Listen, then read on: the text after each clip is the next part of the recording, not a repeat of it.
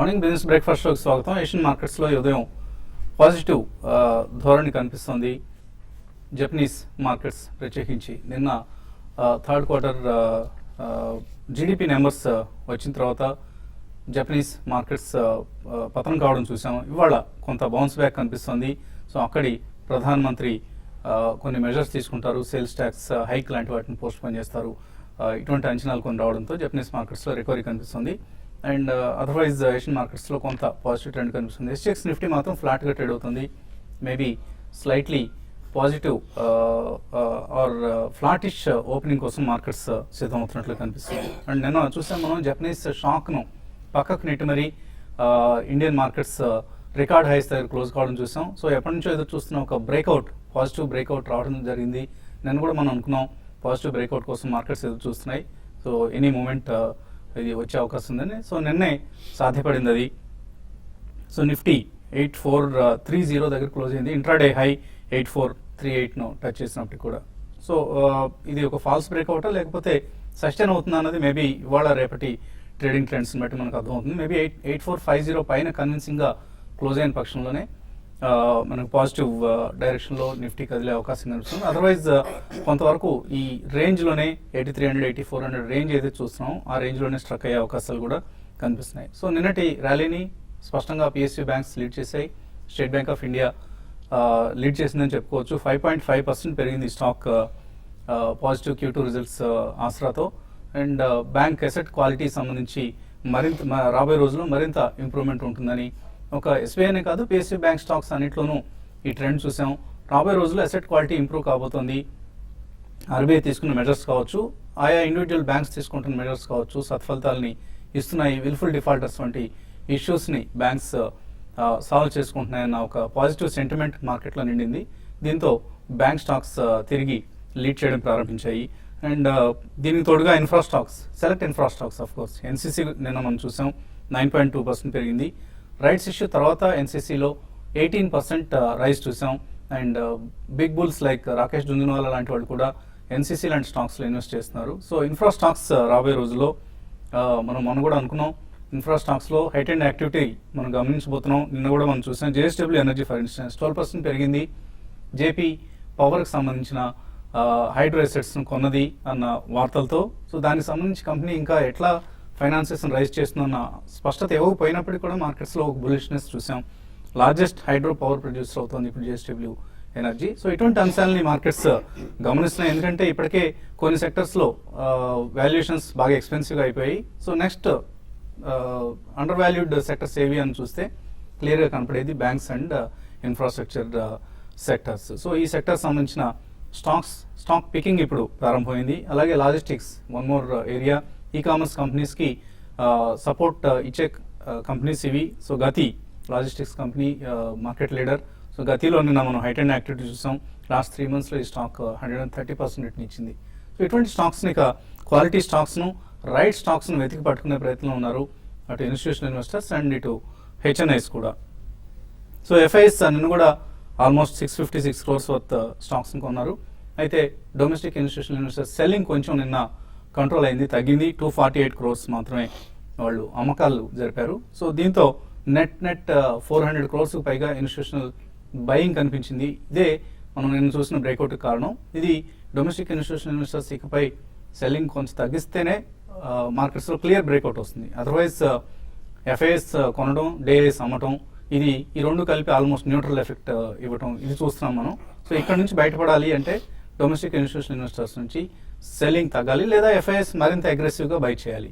ఇది మార్కెట్స్లో మనకు స్పష్టంగా కనిపిస్తున్న trend. And delivery based buying జరుగుతుంది లార్జ్ క్యాప్ స్టాక్స్లో. సో ఇక్కడ నుంచి యాక్షన్ కొంత మిడ్ క్యాప్స్ నుంచి లార్జ్ క్యాప్స్కి స్ప్రెడ్ అయ్యే ఛాన్సెస్ కనిపిస్తున్నాయి. ఎందుకంటే బ్రేక్అవుట్ వస్తే ఆఫ్ కోర్స్ ఎస్బీఐ లాంటి స్టాక్స్ కావచ్చు, ఈవెన్ టాటా మోటార్స్ లాంటి స్టాక్స్ ఇటువంటివే లీడ్ చేస్తాయి. ఈ స్టాక్స్లో నిన్న కూడా మనం చూస్తాం delivery based buying. Hero MotoCorp ఇందులో కూడా డెలివరీ బేస్డ్ బయింగ్ మనం స్పష్టంగా గమనించాం. సో ఇది ప్రస్తుతం మనకు మార్కెట్స్లో కనిపిస్తున్న ట్రెండ్. ఈ ట్రెండ్ గురించి అనలిస్ట్ ఏమంటున్నారో తెలుసుకునే ప్రయత్నం చేద్దాం. సో ఇటువంటి ట్రెండ్ మనం ఎక్స్పెక్ట్ చేయొచ్చు. నిన్న ఏదైతే బ్రేక్అవుట్ వచ్చిందో అప్వర్డ్ బ్రేక్అవుట్, ఈ బ్రేక్అవుట్ నిలబడుతుంది, సస్టైన్ అవుతుంది అనుకుంటున్నారా?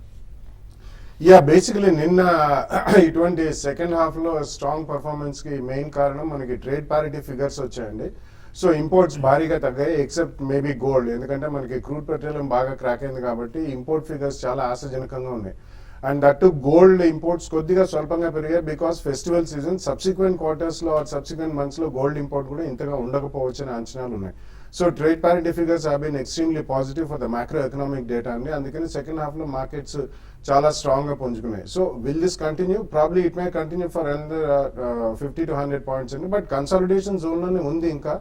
సో ఇప్పుడే మీరు మెన్షన్ చేసినట్టు probably some of the sectors which have been under valued, అందులో కొద్దిగా ఉద్రిక్తం చేశారు బయింగ్ అనేది, ఎఫ్ఐఎస్ కానివ్వండి, domestic institutions or even HNIs. But ఇంకా కూడా రీటైల్ పార్టిసిపేషన్ అంత మేజర్గా లేదు, బట్ డెఫినెట్లీ వస్తుంది, అది కూడా తప్పకుండా వస్తుంది. కాబట్టి కొన్ని సెక్టర్స్ ఎస్పెషల్లీ ఎఫ్ఎంసీజీలో నిన్న Britannia has done extremely well and స్వల్పంగా 1 or 2 stocks in FMCG are also doing well. Especially white good sector is doing extremely well అండి, లైక్ హిటాచీ ఆర్ వర్ల్పూల్. ఇటువంటి చాలా strong performance last 3 to 4 trading సెషన్స్లోనే చూసాం మనం. Almost 20 to 25% పెరిగాయి. So wherever there is some undervaluations and next 1 or 2 years ఆశాజనకంగా ఉన్నాయి అనుకున్న సెక్టర్స్లో డెఫినెట్లీ బయింగ్ అనేది, అది it's mid cap or small cap or even large cap, definitely buying అనేది జరుగుతుంది. So I think this same trend will continue అండి. Where valuations have to catch up, definitely they will be buying. Where valuations are higher, definitely they will be consolidating and slightly reacting also. So ఇవన్నీ మనం పరిగణలోకి తీసుకుంటే noise about interest rate cut చాలా స్ట్రాంగ్గా మనకి ఉద్రిక్త అవుతుంది. నిన్న మళ్ళీ ఎఫ్ఎం గారు కూడా ఒక స్టేట్మెంట్ చేయడం జరిగింది, in the right wisdom RBI may take a right decision అని చెప్పి. సో ఇవన్నీ కూడా మనకి పార్లమెంట్ సెషన్లో జిఎస్టీ బిల్ ఒకటి, ఇన్సూరెన్స్ బిల్ ఒకటి, ఇవన్నీ కూడా పాస్ అవుతాయని. And recently 75% stake FIPB clearance in HDFC, ఇవన్నీ స్లోలీ పాజిటివ్ టెండెన్సీ డెవలప్ అవుతుంది. బట్ ఈ కన్సాలిడేషన్ అయిన తర్వాత probably in the next week 10 days parliament start అయిన తర్వాత మాత్రం I think we can see some action. మళ్ళీ కమ్ జనవరి ఈ strong interest rate reduction plus budget సమావేశాలు మొదలవుతాయి కాబట్టి మేజర్ క్రాక్ అయితే మనం చూడము. So every small dip is also strong by in the market అని చెప్పచ్చు. ట్రేడర్స్కి ఎటువంటి సలహా ఇస్తారు వాళ్ళు ఇంట్రాడేలో? ఇంట్రాడేలో మనం నిన్న కూడా చెప్పడం జరిగిందండి, ఎవరీ డిప్ని బయింగ్ ఆపర్చునిటీగా తీసుకోమన్నాము. రోజు కూడా మార్కెట్ మార్నింగ్ అవర్స్లో వీక్గా ఉండి తర్వాత లాస్ట్ 45 minutes 1 hourలో మనకి డే హైస్ క్రాస్ అయిపోతూ 30-40 పాయింట్స్ పెరుగుతుంది. కాబట్టి ఈ ట్రెండ్ అనేది గత ఒక 10 daysగా ఉంది. ఈ రోజు కూడా సేమ్ ఇదే విధమైన ట్రెండ్ అనేది మార్కెట్లో ఉండొచ్చు. అయితే లాస్ట్లో ఈ రోజు కొంచెం అంటే హయ్యర్లో కొంచెం కరెక్షన్ రావచ్చు. బట్ స్టాక్స్ మాత్రం ఇండివిజువల్ స్టాక్స్ బాగా పెరిగే అవకాశం ఉంది. నిన్న ఆఫ్టర్నూన్ సెషన్లో చూస్తే ఇన్ఫ్రా స్టాక్స్లో ఒక మంచి బ్రేక్అవుట్స్ రావడం చూసాము. ఐఆర్బి ఇన్ఫ్రా ఒకటి 262 నుంచి లో నుంచి దగ్గర 280 దాకా పెరగడం చూసాము. అంటే క్లోజింగ్ బేసిస్లో అరౌండ్ 274 ఉంది. కాబట్టి ఒక స్మాల్ కరెక్షన్ వచ్చినా కూడా ఐఆర్బి ఇన్ఫ్రాని కరెంట్ అవర్స్లో బై చేసుకోమంటాను. షార్ట్ టర్మ్ టార్గెట్ అయితే 280 కానీ క్రాస్ అయిందంటే ఈ స్టాక్లో అరౌండ్ 300 and 305 దాకా రావచ్చు. తర్వాత ఈవెన్ రియాలిటీ స్టాక్స్లో కూడా మంచి బ్రేక్అవుట్స్ రావడం చూసాము, వాటిలో కూడా ఇన్వెస్ట్ చేయమంటాను. తర్వాత ఎల్ఎన్టీ ఫైనాన్స్ మంచి వాల్యూమ్స్ గత కొన్ని రోజులుగా అంటే 3-4 ట్రేడింగ్ సెషన్లో జరుగుతుంది. పొజిషనల్ ట్రేడర్స్ ఇంటర్డే కాకుండా పొజిషనల్ ట్రేడర్స్ అరౌండ్ 72 దగ్గర స్టాప్ లాస్ పెట్టుకొని దీన్ని కూడా బై చేసుకోవచ్చు. అరౌండ్ 80-84 దాకా రావచ్చు. తర్వాత బ్యాంకింగ్, మరీ ముఖ్యంగా బ్యాంకింగ్ పిఎస్యు లార్జ్ క్యాప్లో మాత్రం ఒక బయింగ్ అనేది నిన్న రావడం చూసాము. అయితే ఈరోజు మిడ్ క్యాప్లో ఒక యూకో బ్యాంక్ ఒకటి నిన్న వాల్యూమ్స్ పరంగా ఎఫ్ఎండ్ఓలో బాగా వాల్యూమ్స్ జరిగాయి. కాబట్టి దీన్ని కరెంట్ లెవెల్స్లో బై చేసుకోవచ్చు. యూకో బ్యాంక్ కరెంట్ లెవెల్స్ నుంచి అరౌండ్ 94 and 96 దాకా పెరగచ్చు. దీన్ని కూడా స్టాప్ లాస్ అరౌండ్ 84 దాకా స్టాప్ లాస్ పెట్టుకొని బై చేయమంటాను. బ్యాంక్ నిఫ్టీ ఈరోజు ప్రైవేట్ బ్యాంక్స్ పార్టిసిపేషన్ అనేది కంపేర్ టు పిఎస్యు బ్యాంక్తో కంపేర్ చేసుకుంటూ ఉండే అవకాశం ఉంది. యాక్సిస్ బ్యాంక్ ఒకటి కరెంట్ లెవెల్స్ నుంచి ఇంటర్డేకి బై చేసుకోమంటాను. ఇది కూడా అరౌండ్ ఒక 4 to 5% పెరగడానికి అవకాశం ఉందండి. సో ఇవన్నీ కూడా ఇంట్రాడే కోసం చెప్తున్నవి. మీరు వీటిని అన్నిటినీ మళ్ళీ ఒక వారం రోజుల తర్వాత మొన్న ఎప్పుడో చెప్పారండి కొనమన్నారు, ఇది కొన్నాము తగ్గిందని మాత్రం అడగదండి దయచేసి. స్టాప్ లాస్లతో ఇంట్రాడే కోసం మాత్రమే హోల్డ్ చేయాల్సిన పొజిషన్స్ ఇవి. సో మ్యూచువల్ ఫండ్ మార్కెట్స్లో ఏం జరుగుతుంది అంటే మోర్ దాన్ ఈక్విటీ అండి. I think I would talk on debt ఈ వీక్. ఎందుకంటే ఎఫ్ఐఎస్ ఇన్వెస్ట్మెంట్స్ ఏవైతే ఉన్నాయో I think if you look at FIs investment into equity is around 91,000 crores as of probably you're talking year to date. దానికి భిన్నంగా డెట్లో కూడా almost 140,000 crores has been pumped in. So ఒక debt as an asset class కూడా చాలా మంచి opportunity ఉంది. ఎందుకంటే ఈ సేమ్ ఫిగర్స్ తీసుకున్నా కూడా 2011 ఏదైతే సినారియో ఉందో ఇప్పుడు I think 2014 we are seeing the scenario. ఎందుకంటే 10-year జీసెక్ yield తీసుకున్నా కూడా ఆల్మోస్ట్ ఇట్స్ 8.3, 8.25, 8.3 ఉంది. సో అక్కడ నుండి కూడా బాలాగారు చెప్పినట్టు కూడా ఇంట్రెస్ట్ రేట్స్ ఒకవేళ తగ్గించినా కూడా 0.5% to 1% తగ్గించినా కూడా most of the funds, debt funds ఏవైతే ఉన్నాయో, డ్యూరేషన్ ఫండ్స్ ఉన్నాయో, they will give at least 4 to 5% extra return. So you can see an average of 13-14% conservative investor who can do not take risk. You can look at 13-14% in next 1 year. ఒక aggressive debt fund తీసుకున్నా కూడా you can look at 18 to 19% or even 20%. ఎందుకంటే duration చూసుకుంటే చాలా funds అలా ఉన్నాయి. కోటక్లో కానివ్వండి, టెంపుల్టన్లో కానివ్వండి, బిర్లా సన్ లైఫ్లో కానీ, ఐసిఐసిఐ ప్రుడెన్షియల్లో కానీ లాంగ్ టర్మ్ డెట్ ఫండ్స్ ఏవైతే ఉన్నాయో, ఆపర్చునిటీస్ ఫండ్స్ అంటారు కొన్ని ఫండ్స్లో. So you can take good exposure on to debt as an asset allocation. So that is going to give you good returns. But equities, yes, మీరు అన్నట్టుగా EPS for next probably 2015 estimated EPS or 2016 estimated EPS almost going so you can look at 1800 వరకు వెళ్తుంది financial year 16 వరకు. So you can look at aggressively on to equities. But asset allocation చాలా important అండి. So don't just get in to any fund. ఎందుకంటే కొత్త funds వస్తున్నాయి, closed end funds వస్తున్నాయి. Open end ఫండ్స్లో చాలా మంచి ఆపర్చునిటీస్ ఉంది. So don't lock it for 3 years FMP కానివ్వండి, తర్వాత 3 years క్యాపిటల్ ప్రొటెక్షన్ కానీ, ఇటువంటి కాకుండా ఓపెన్ ఎండ్ ఫండ్స్ లో తీసుకోండి, మీకు చాలా మంచి రిటర్న్స్ వస్తాయి నెక్స్ట్ 1.5 to 3 years వరకు. So go only for. Good morning ఆలోచన అండి. గుడ్ మార్నింగ్ సార్, నా దగ్గర ఈ ఒమాక్స్ ఆటోను, ఏరీస్ ఆగ్రో, డిస్మ్యాన్ ఫార్మా, ఈ 3 షేర్లు కొంచెం లార్జ్ క్వాంటిటీ ఉన్నాయండి. వాటి గురించి బాలా గారు ఏం చెప్తారు? అలా అన్ని ప్రాఫిట్స్ లో ఉన్నారా? ప్రస్తుతం నేను 3 years బ్యాక్ ఎక్వైర్ చేశాను, కొన్ని 2 years బ్యాక్ అట్లా. యాక్చువల్ బ్రేక్ ఈవెన్ లో ఉన్నాను ఇప్పుడు నేను. బ్రేక్ ఈవెన్ లో ఉన్నారు. Okay. Omax auto, iris agro, Dishman pharma. Yeah, I think you should retain that అండి. డిష్మన్ ఫార్మా డెఫినెట్లీ మొన్న రిజల్ట్స్ వచ్చిన రోజు అది ఆల్మోస్ట్ అబౌట్ 10 to 15% మధ్యలో పట్టింది. But results are definitely not bad. Results are decent enough అండి, బికాస్ క్రామ్స్ కంపెనీస్ కి it takes time. So definitely Omax Auto also, I mean recently all auto ancillary is doing very well. You should definitely hold even Omax Auto. So ఈ Aries Agro they are into micronutrients అండి. Basically soil లో imbalanced micronutrients is what they make. ఈ year అంత ఆశాజనకంగా monsoon లేదు, especially agro based companies. Though దీనికి అంతగా monsoon ఒకటే ఇట్ విల్ నాట్ ఎఫెక్ట్ అండి. Over a longer period of time definitely ఇప్పుడు సాయిల్ టెస్టింగ్ అనేది ఆల్మోస్ట్ మ్యాండేటరీ చేసి రైతులకు ఎడ్యుకేషన్ చేస్తున్నారు. మైక్రోన్యూట్రియంట్ కంపెనీగా this will also have good future. So all the 3 stocks, I think you should hold it for another year or 2. Neelakanta Reddy, Anantapur. Hello.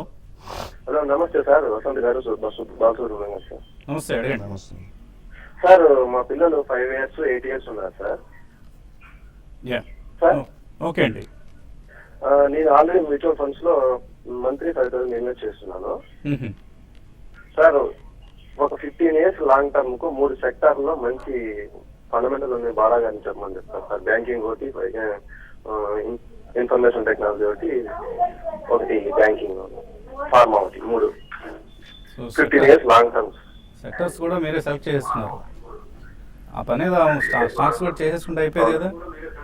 A stocks recommend చేస్తారు మీరు ఆయన 15 సంవత్సరాల వ్యవధి కోసం? Yeah, I think 15 years and you should definitely also have FMCG అండి. So probably you can buy a Britannia and Emami in FMCG. Pharmaceuticals లో you can always go with maybe on a top of the line లో కూడా Cipla and Cadila. అంటే recent times లో వేరేవి participate చేసినాయి, sun pharma, Cipla, Cadila, ఇటువంటివి. Doctor Reddy also. Information టెక్నాలజీలో I think you should slightly go with 1 or 2 top line stocks, maybe like a Tech Mahindra and TCS అండి. Second run లో maybe Hexaware and Persistent systems.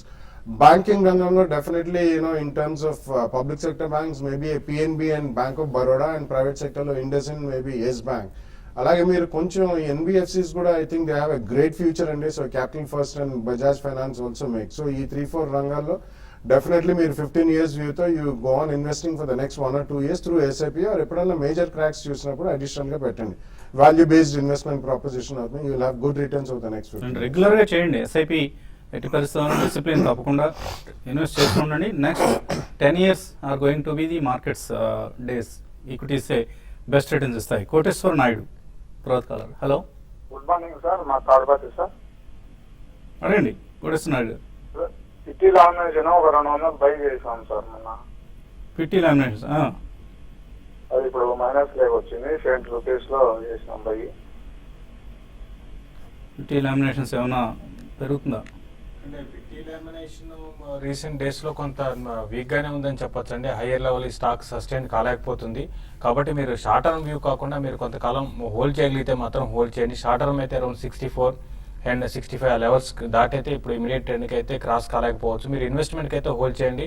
Around 80 ఆ లెవెల్కి వచ్చినప్పుడు మీరు దీంట్లో నుంచి ఒకసారి ప్రాఫిట్ బుక్ చేసుకొని బయటకు వచ్చామని చెప్తానండి. ఈమెయిల్స్ కూడా చాలా వచ్చాయి. ముందుగా ప్రణయ్ సురభి అడుగుతున్నారు, వెంకీస్ తీసుకుంటారట, తీసుకోవచ్చా, అవాయిడ్ చేయొచ్చా? యా, నిన్న కూడా ఎవరు అడగడం జరిగిందండి. డెఫినెట్లీ ఇట్స్ డీసెంట్ స్టాక్ అండి. కాబట్టి అంత ఫ్యాన్సీ లేదు మార్కెట్లో. పౌల్ట్రీ రంగంలో దే ఆర్ నెంబర్ 1 అండి. And they also in to QSRs అంటే క్విక్ సర్వీస్ రెస్టారెంట్స్ అంటారు. So definitely it's fundamentally good stock. కొంచెం ఇటువంటి రంగాల్లో ఒడిదుడుకులు ఉంటాయండి. ఒక్కొక్కసారి ఆ రంగం అంతగా పనితీరు లేనప్పుడు కొద్దిగా, but longer period definitely it's good stock to buy. M Nageswara Rao, Dishman Pharma తీసుకోవచ్చా ఈ రేట్లో? కానీ డిష్మెన్ ఫార్మా ఉన్న వాటిలో చాలా ఫార్మా స్టాక్స్ మొత్తంలో కూడా వోల్టాలిటీ ఉన్న స్టాక్ అంటే రీసెంట్ రిజల్ట్ తర్వాత ఈ స్టాక్లో ఒక క్రాక్ చూసాము. ఇంకొంచెం వీక్ అవ్వచ్చు అండి. అరౌండ్ 130 అండ్ 126 లెవెల్స్ దాకా రావచ్చు. అక్కడ మీరు బై చేసుకోమని చెప్తాను. కరెంట్ లెవెల్స్లో అవాయిడ్ చేయండి. సుబ్బారావు, అరవింద్ రెమెడీస్ ఈ రేట్లో తీసుకోవచ్చా? అరవింద్ రెమెడీస్ విషయానికి వస్తే ఇది కొంచెం ఫార్మా స్టాక్స్ లో కొంత డైవర్సిఫైడ్ అండి. అటు అలోపతి, హోమియోపతి, ఆయుర్వేదిక్ లో ఉంది. కాబట్టి దీన్ని మీరు ఇన్వెస్ట్మెంట్ కోసం అయితే మీరు బై చేయొచ్చండి. హరినాథ్ రెడ్డి అడుగుతున్నారు, prime focus, Vishnu chemicals results ఎలా ఉన్నాయి, హోల్డ్ చేయొచ్చా లాంగ్ టర్మ్ కోసం, 1 ఇయర్ కోసం? I've not tracked the results అండి, but Vishnu chemicals I think definitely you can hold అండి. ఓవరాల్ గా మనకి chemicals, fine chemicals and speciality chemicals రంగం కొద్దిగా పుంజుకుంటుంది. ఎందుకంటే చాలా వాటికి క్రూడ్ పెట్రోలియం రా మెటీరియల్ పరంగా ఉంటుంది. And Chinese yuan is getting stronger గా. I think Vishnu Chemicals you hold. Prime Focus also you can hold for long term అండి. గోపి అడుగుతున్నారు, జిఎస్టీ అంటే ఏంటి, ఇది స్టాక్ మార్కెట్స్కి మంచిదేనండి? ఇన్ఫ్యాక్ట్ ఇది స్టాక్ మార్కెట్స్ దృష్టిలో చూడకూడదండి. ఇది ఎకనామిక్ రిఫార్మ్స్లో భాగంగా జిఎస్టీని కంట్రీ వైడ్ ఒకే ట్యాక్స్ విధానం అన్ని రాష్ట్రాల్లోనూ యూనివర్సల్గా ఒకటే పన్ను విధానం ఉండాలనే ఉద్దేశంతో చేపట్టిన సంస్కరణల విధానం ఇది. సో దీనివల్ల ఎకానమీకి మేలు జరుగుతుంది, తద్వారా స్టాక్ మార్కెట్స్ కూడా మేలు జరుగుతుంది. అండ్ మీరు సెక్టర్ గురించి అడుగుతున్నారు, మెయిన్ బెనిఫిషరీ ఈ సెక్టర్ బెనిఫిట్ అవుతుంది, ఇంకో సెక్టర్ బెనిఫిట్ కాదన్నదే ఉండదు. ఇది సెక్టర్ స్పెసిఫిక్ మూవ్ కాదు, economy related move. And maybe రాబోయే 1 ఇయర్లో ఇది ఇంప్లిమెంట్ అవుతుందని అందరూ ఊహిస్తున్నారు. జరిగితే మంచి పరిణామంగానే భావించాలి మనం. పార్వతి అడుగుతున్నారు, స్టేట్ బ్యాంక్ షేర్స్ 2000 రూపాయల్లో తీసుకున్నారు, ఎంతవరకు పెరుగుతుంది? చూడండి, మొన్న వచ్చిన బ్రేక్అవుట్ అయితే చాలా స్ట్రాంగ్ బ్రేక్అవుట్ అనేది 2840. కాబట్టి 3200 వరకు పెరిగే అవకాశం ఉంది. ఈవెన్ 3400 దాకా పెరగచ్చు. మీరు హోల్డ్ చేసుకోండి. ఎక్కడ ఎగ్జిట్ అవ్వమంటారు? అంటే ఇమీడియట్గా అయితే అంటే ట్రెండ్ పరంగా చెప్పాలంటే 3200 వరకు ఎగ్జిట్ కావచ్చు అండి. ఇంకా మీరు 5-6 నెలలు హోల్డ్ చేయగలిగితే ఇంకా మంచి టార్గెట్స్ కూడా ఉన్నాయి. ఎన్ని రోజులు హోల్డ్ చేస్తే అంత బాగా పెరిగే స్టాక్ అండి ఇది, మీ ఓపిక. ఇంకా జ్యోతి స్ట్రక్చర్స్ 67 రూపాయలు కొన్నారు, శివకుమార్ వెయిట్ చేయొచ్చా, అనుకోవచ్చు? No, you are in a deep loss and probably around 40-42 in the transmission and distribution. It's among the top 3 companies. So second price point lo kuda probably about 5 to 10% deep position konandi, but you should hold it for the next 1-2 years. Sai Durga అడుగుతున్నారు, Karur Vysya, IndusInd Bank, HDFC, UCO, Federal, ICICI, Axis, Jammu and Kashmir, ఇట్లోంచి 3 banks select చేసి పెట్టాలట. So I think you should go with IndusInd Bank and public sector lo probably Bank of Baroda, PNB. And small cap banks lo maybe Lakshmi Vilas Bank and Federal Bank అండి.